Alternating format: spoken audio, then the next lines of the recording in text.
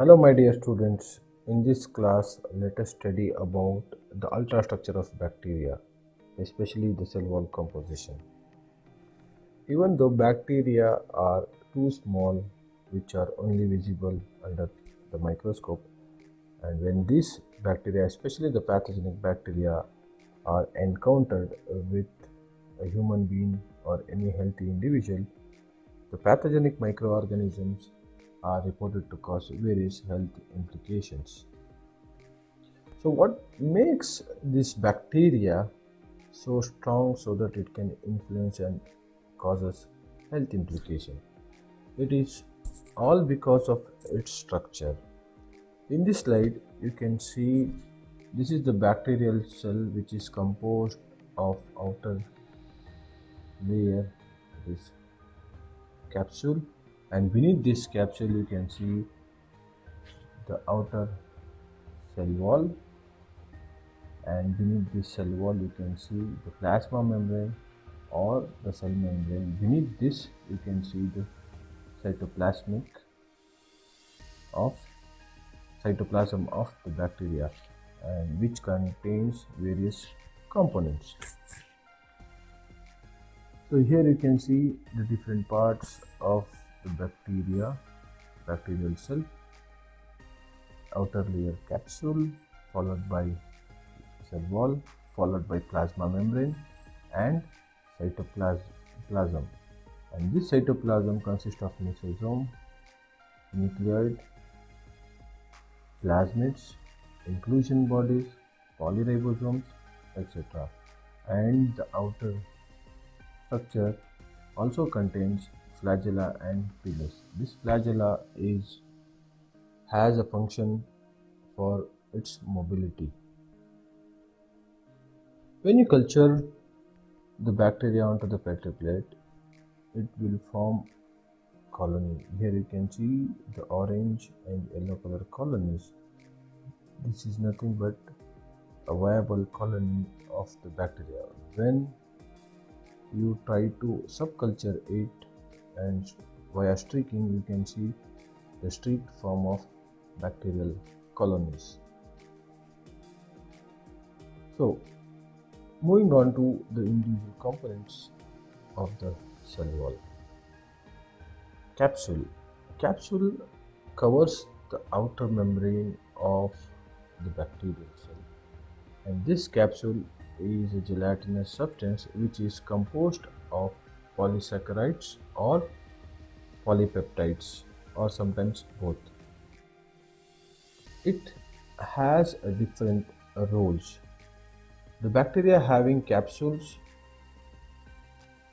can be highly pathogenic due to its virulence factor.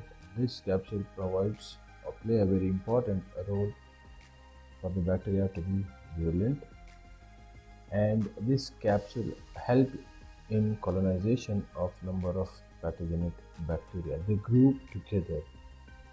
Capsules also help to prevent bacterial desiccation during the environmental stress. During the starvation, the capsule provides protection to the bacterial cell to get prevented from desiccation, and it also helps to escape the phagocytosis and the primary immune response from the host cell. The sticky nature helps them to attach to the substrate like plant surface, root surface, human teeth, tissues, intestine, etc. And it also helps the bacterial cell to retain the nutrients. Moving on to the outer layer which is present beneath or below the capsule. The outer layer of the bacteria are of two different kinds, based on which bacteria are grouped into gram-positive bacteria and gram-negative bacteria. So both this outer layer majorly composed of peptidoglycan,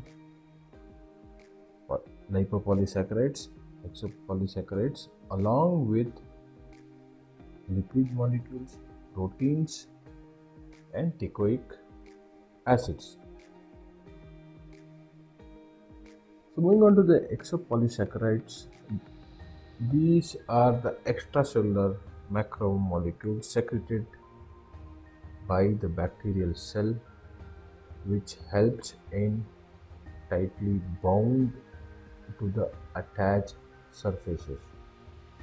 They also play an important role against desiccation, phagocytosis, and against the treatment of antibiotics. So, if you closely look into the outer layer of the bacteria, here you can see the lipopolysaccharides, capsular polysaccharides. This region is collectively called as polysaccharides, followed by the outer membrane, which is followed by the periplasmic space where you can find the peptidoglycans, followed by cytoplasmic membrane. And this polysaccharide surface layer consists of a unique polysaccharides which are designated to a specific strain or specific species. For example, this polysaccharide is a common antigen which is present in enterobacterial species. So as I said, the bacteria are grouped into gram-positive bacteria and gram-negative bacteria. In gram-positive bacteria, we can see up to 70% of peptidoglycan layer along with teichoic acid, which is followed by plasma membrane and cytoplasm.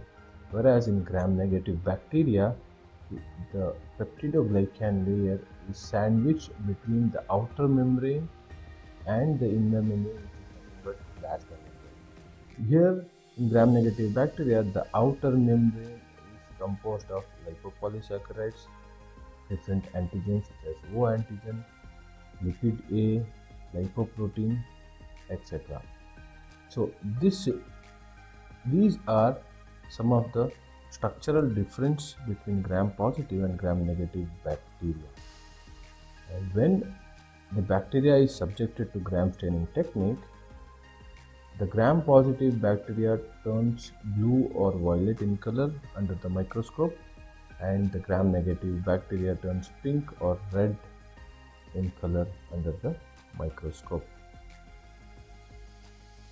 So moving on to the important component, plasma membrane. Plasma membrane plays a very important role, which is situated beneath the outer membrane or outer layer of the bacterial cell.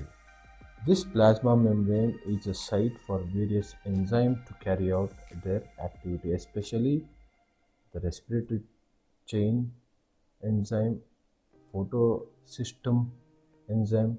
There are various bacteria which are capable of carrying out photosynthesis, and this is a site, plasma membrane is a site where this photosystem activates due to the action of enzymes. So here are some of the functions of plasma membrane. Plasma membrane is majorly made up of lipoproteins. It controls the entry and exit of small molecules and ions, which are essential for the growth and multiplication of bacteria. The plasma membrane provides the structural support to the cell, the enzyme involved in oxidation of metabolites such as respiratory chain, as well as photosystems used in photosynthesis are present in the plasma membrane. The shape of the membrane sometimes changes its shape. The plasma membrane changes its membrane shape to allow the molecules to enter and exit from the cell. Sometimes it forms vacuole shape, sometimes it forms small bubbles which transport many molecules at once in order to transport the materials to different places in the cell. So, in a simpler way, if you want to remember the function of plasma membrane, it allows water, oxygen, and carbon dioxide easily, whereas some of the specific non-lipid soluble molecules or ions are passed through the membrane channel. For example, the security or the media person or the employees of the office can easily pass through it, whereas the general public needs to pass through a specific gate. The similar way, the plasma membrane forms a barrier which allows only a certain solutes, molecules, or ions which can pass through a specific channel. Further, the plasma membrane also carries out endocytosis. Endocytosis is a process wherein a larger molecule present in the surrounding media is engulfed by the cell, and this engulfed molecule is further broken down and used for its growth and multiplication. This entire process is called as endocytosis.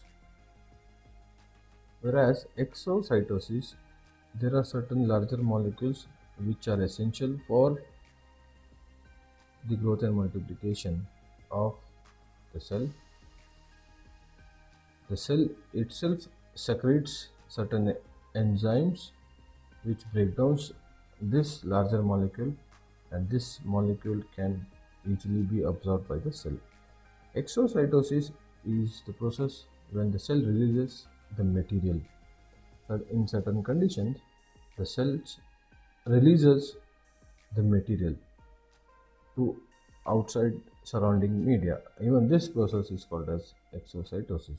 The cell membrane plays a very important role in both of these processes, and the shape of the membrane itself changes to allow the entry and exit of the cell. Here you can see, in order to remember this in a simplified manner, the endocytosis, you can remember a scenario wherein a politician comes to your doorstep to seek votes during the election.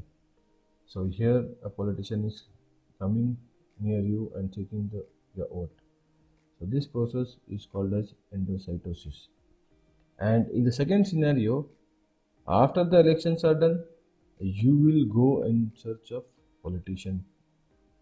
So this is two different scenarios to remember endocytosis and exocytosis. There are molecules which are grouped and surrounded with to form a vesicle structure, and this is released outside the cell. The plasma membrane also plays a very important role in cell signaling. If you want to remember the cell signaling process, you need to remember a scenario wherein in and abroad there are large number of gathering, and if you see a lady with wearing a sari with the bindi, which means that she is an Indian, you can easily recognize due to her attire.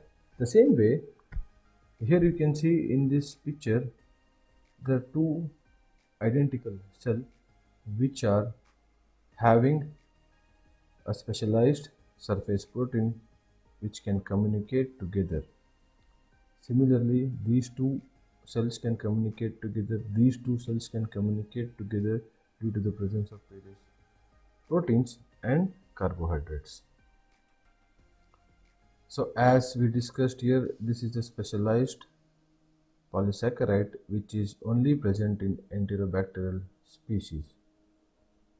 So the cell signaling take place in the plasma membrane due to the presence of various protein and carbohydrates. And these specific proteins and carbohydrates are reported to act as a marker to identify the closely related species or cells. So, with this, I would like to conclude this session, this brief session, and in the future sessions, we will be discussing about the different components of cytoplasm and their function. Thanks for joining. Have a nice time.